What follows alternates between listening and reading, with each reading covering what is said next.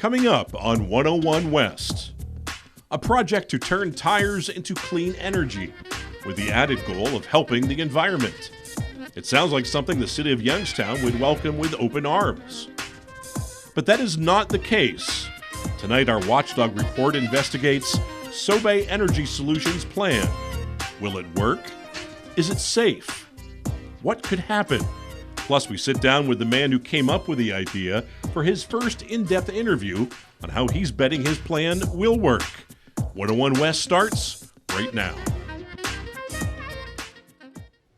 Good evening and welcome to 101 West, a brand new program produced right here at 101 West Boardman Street. That's the locally owned studios of WFMJ since 1953. Now, this is a very different type of news program. It goes deep into the issues facing the Youngstown-Warren region. Tonight, we present a controversial plan to build a conversion technology plant in downtown Youngstown. It all started in 2019. That's when a Dublin, Ohio businessman bought a failing century-old Youngstown company that provides heating and cooling to dozens of downtown businesses. But David Farrow now has a bigger plan. It involves a process to convert scrap tires into energy. The technology is called the thermalizer, and his company is SOBE Thermal Energy Systems. It's got a lot of people concerned. They worry the plant will generate toxic air pollution right in the heart of the city and that it won't be properly regulated. Well, correspondent Madison Trommler spent months investigating the process SOBE plans to use, and she's trying to establish whether it's ever been successfully done before. Now, that process is called pyrolysis, and it's at the very heart of the question that we're asking tonight. Is SOBE safe? So I immediately recognized that it was a very complicated issue, but a very important one. So then I started researching what is pyrolysis? I had never heard of pyrolysis before. Pyrolysis is the heating of materials, commonly referred to as feedstock, inside a chamber with so little oxygen that flames are not present. SOBE plans to take scraps of tires about 3 inches or less and then superheat the tire chips without air to extract a gas known as synthesis gas or syngas. Then, SOBE will take the byproduct, syngas, and burn the gas in boilers to produce hot water. This will create heat for SOBE's 30-plus downtown clients.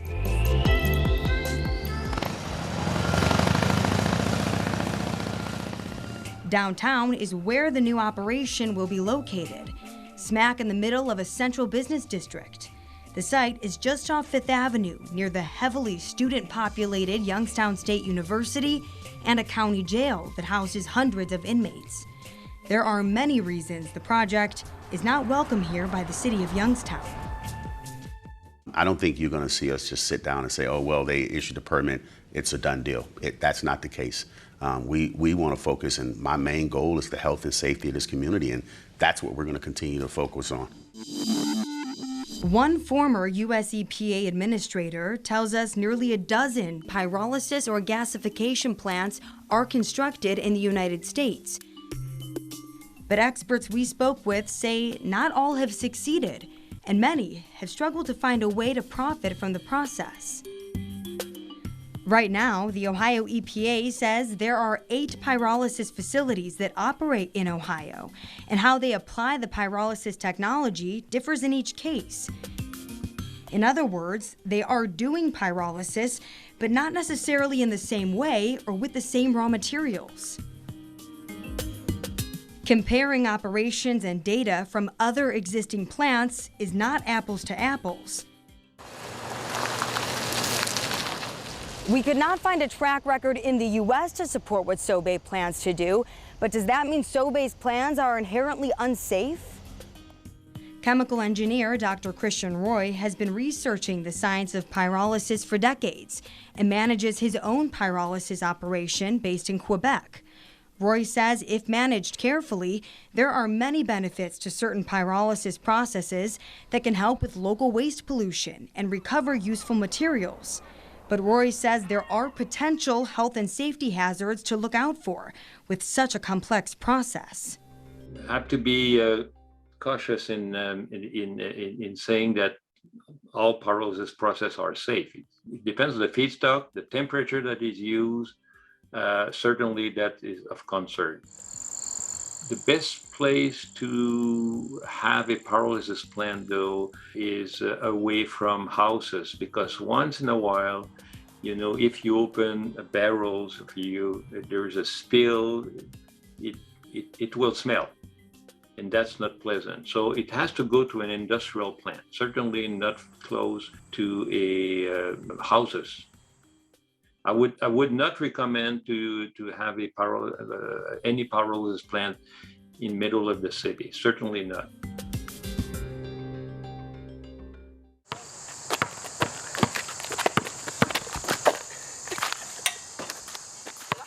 We in Youngstown are being used as guinea pigs, and given the fact that this is new, untested technology, I don't believe that it should be located here. SOBE, no way! SOBE, no way! SOBE, no way! I firmly believe this is an industrial type process that does not belong in the middle of a city of 60,000 people. SOBE has been given a draft permit by the Ohio EPA, meaning there's just one step left before it can receive final approval to begin operating. But how did it get to this point? And was there sufficient oversight up until now? We found a former federal EPA administrator who is skeptical. Judith Ank served for 7 years as the Region 2 administrator of the U.S. Environmental Protection Agency, the entity that makes nationwide laws for conversion technologies and oversees the state's role in permitting plants. Ank has since moved on to become the founder and president of Beyond Plastics, an organization working to end plastics pollution. She tells us that in 2019, the Ohio legislature passed a law that created a loophole for pyrolysis plants. So now, the Ohio EPA no longer considers shredded tires solid waste. That means pyrolysis plants in Ohio are now exempt from stricter federal restrictions. Restrictions imposed on solid waste or hazardous waste disposal facilities like the incinerator in East Liverpool. Well, it is solid waste, but the Ohio State Legislature decided to deregulate this to a degree. And that is a red flag. This should be covered by solid waste regulations. And because of lobbying at the state capitol, it's not. I think in situations like this, the public should not let their common sense be taken away from them. Old waste tires are solid waste, no matter what the legislature designated it as. Old plastic is plastic waste. And while SOBE will conduct its own emissions monitoring and share the data with the Ohio EPA, this type of self-reporting is not uncommon, even for new technologies. Lee Bell, a pyrolysis expert from Australia, agrees.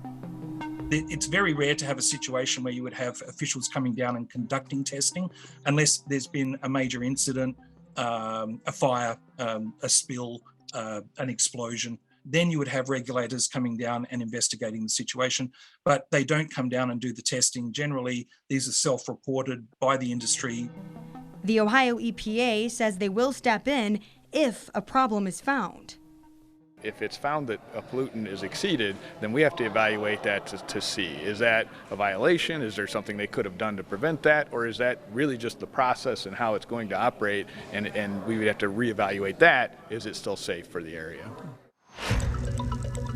We spoke with 2 pyrolysis experts on whether they think there is potential for the release of dangerous toxins.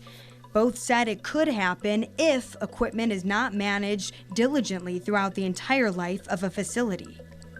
And I've spoken to many scientists who spent decades developing technologies, said they couldn't get it to work without dioxin emissions, just because of the fact that there's oxygen in the waste feedstock that they're putting in there.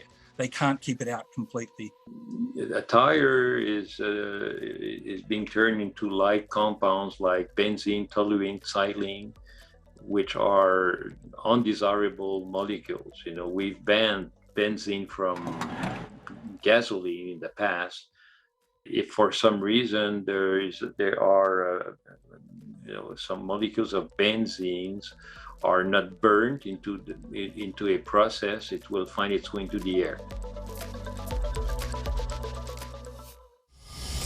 And there is another concern that's haunting the project. The Youngstown fire chief is worried that his department might not have all the resources to handle a fire should the shredded tires ignite either here at the plant or in transit from where the tires are reportedly going to be processed in Lowellville. We could be fighting that rubber fire for days using millions of gallons of water and hundreds of gallons of foam. And I mean,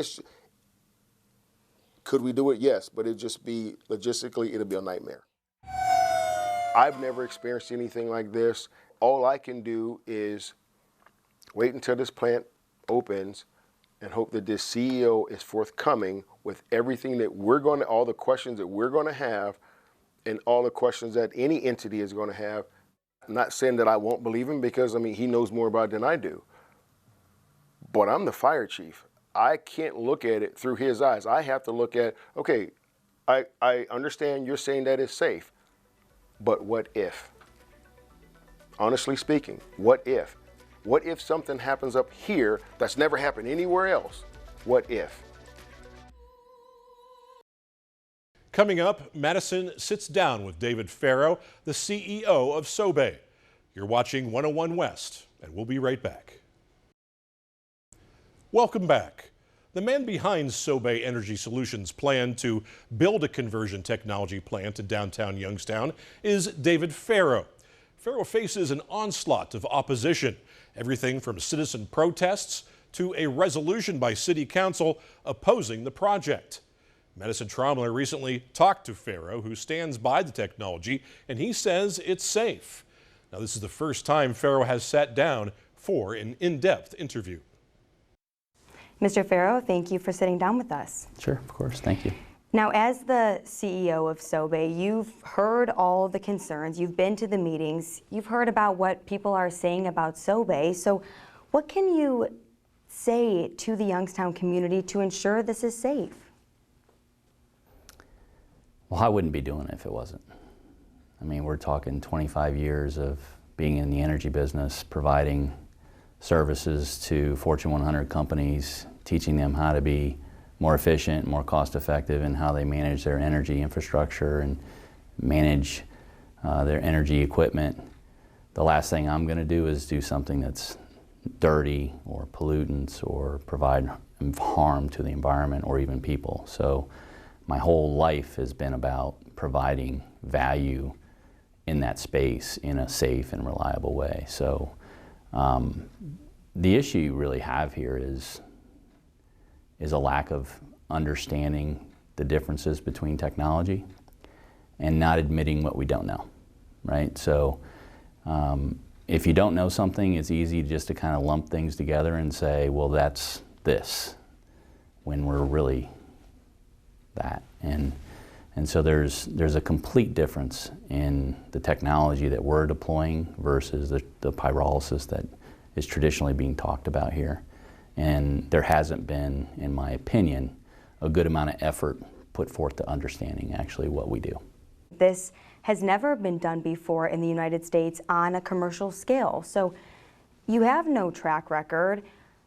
How can you ensure people, though, that despite that, this is safe? Because we do have a track record. Just because it doesn't occur here in the United States doesn't mean it doesn't exist.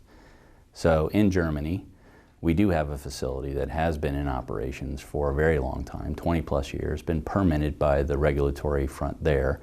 And we do expect a positive reply from not only the mayor of where that facility is located, but also the regulatory front that approved that facility over 20 plus years ago. No explosions, no environmental issues whatsoever for over 20 years of continuous testing. So we do have a track record. It's just people here don't know it. And so when you don't know something, you immediately jump to conclusions instead of finding out the facts. So we had a 44-ton unit in operations in Germany. So you know, when you get past a 5 and 10-ton unit and you go into a 44-ton or higher, you're commercialized. It just hasn't been here, mostly because of the market. The market kind of dictated where pyrolysis would fit best financially, right? Because whenever you look at these types of projects, it's really a financial equation that most people are looking at. We did not look at it that way. We looked at it from an environmental perspective. And just to clarify, that commercial scale that you mentioned, it was commercial, it was done in Germany with the 44 tons. Is that equal to what's going to be done here in terms of size? No, it's half the size, yeah. And it's not unusual for industries to self-report certain issues like emissions, but that does involve people trusting you. How can you ensure the people of Youngstown that this self-reporting will be done as transparently, honestly, and thoroughly as possible? Well, I mean, you're speaking to about integrity of what we do, and it is, a little bit of a slap in the face when people challenge that without knowing who they're talking about. But we don't walk into that with the idea that the EPA is just saying, we're trusting you. We are very focused on data, and our PLC, our control system that will be overseeing all of the automation of this, will be tracking a lot of sensitive information that the EPA is going to want to see. So I don't think it's really self-reporting so much as the way it was, I think, was a little bit taken out of context. There's going to be a lot of involvement from the EPA, and there's going to be a lot of data sharing that we have to provide them under confidentiality, of course, to protect our interest of our technology, but the data that can be publicly known is the emissions, the pollutants, anything that takes us out of our intended operational scope. There's a lot of experts out there who have expert opinions, and we did speak with some experts, and they say a plant like this should be farther away from a downtown area. Are you willing to go above and beyond what's required of you to ensure that this is as safe as possible? Well, I think it starts with the experts that you talk to.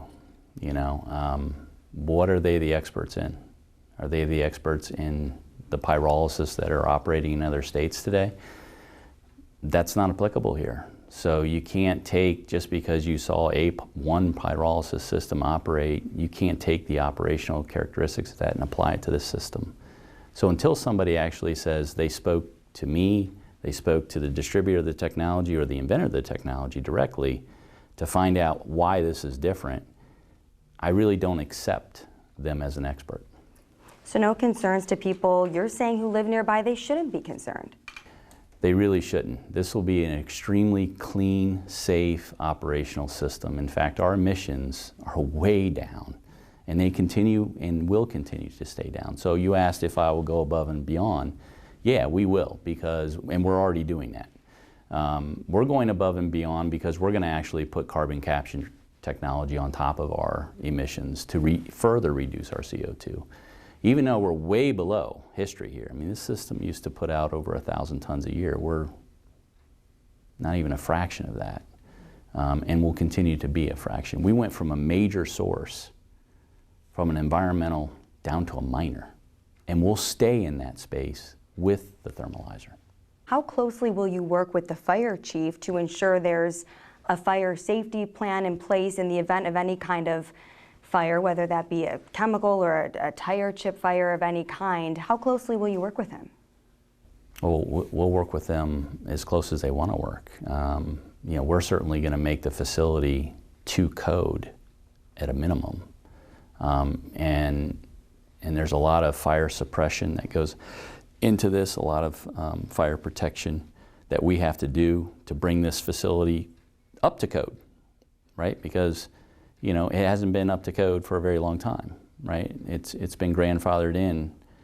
There are no fire sprinklers in that building today, in the 1911, 1906, but there will be. We're going to install all of that.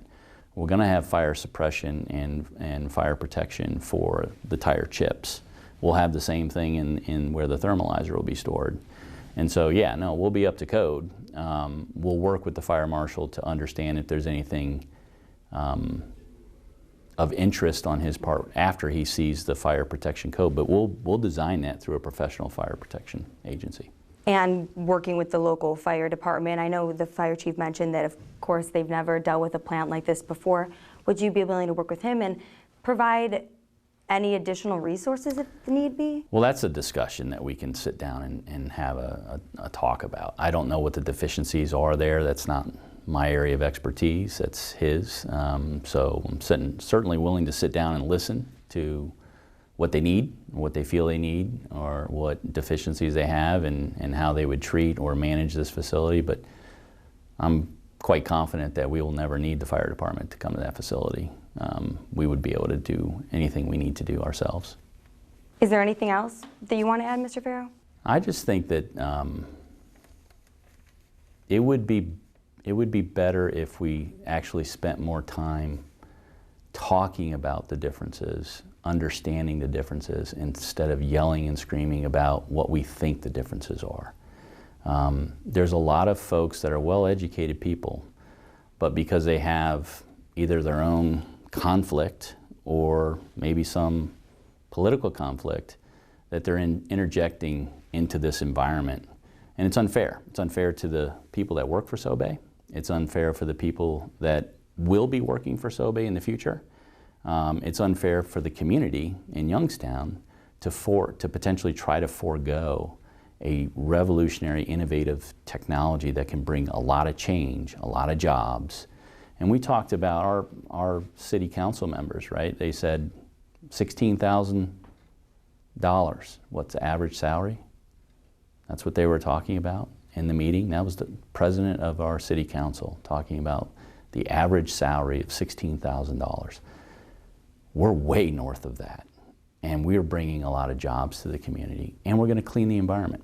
So let's focus on what we're actually doing and not say things that aren't actually going to happen. Clearly, we know we have a big problem here when it comes to the pollution from waste in the United States. And I know I saw a number, 280 million tires are discarded every year in the United States. Do you feel you've been unfairly characterized as a villain in this community when in reality your goals are all environmentally minded? I wouldn't characterize it that way. I mean, sometimes you can, if you get emotional about it, you could certainly feel that way. I think people in general believe what they're saying, but it doesn't mean they're right. And so, I just think there's a lack of willingness to learn. And when you're in that kind of a space, it's very easy to shout, the simple things. You're not doing the work. You're not doing the homework. Anita Davis, you didn't do the homework. She didn't do her homework. The entire city council and the mayor did not do their homework. I'm offering the opportunity for them to do their homework. I'm willing to sit down with them and explain why this isn't a bad situation for Youngstown. It's actually a positive one. But they have to be willing to sit down and do those things. And to this day, without me coming to them and say, let's sit down, they haven't come to me to say, let's sit down and figure this out. So Madison, where does this leave SOBE now? Well, Matt, Farrow tells me that he has no doubt that this plant will officially be up and running sometime next year. Construction is underway, so after everything is installed, then SOBE will have to prove to the Ohio EPA that everything is operating smoothly. And regarding that Farrow invitation to anyone interested in the city to talk with him, Mayor Tito Brown says there is nothing that Farrow can say to him to make him change his mind unless he says that the project is not moving forward. So now the mayor is continuing to explore what action the city can take, and the mayor says at this point nothing is off the table. All right, Madison, thank you. We know you'll continue to follow this story as it develops. Well, that does it for our first edition of 101 West. If you'd like to email us an in-depth topic that you would like us to investigate, send it to watchdog@wfmj.com. I'm Matt Stone. We'll be back again soon.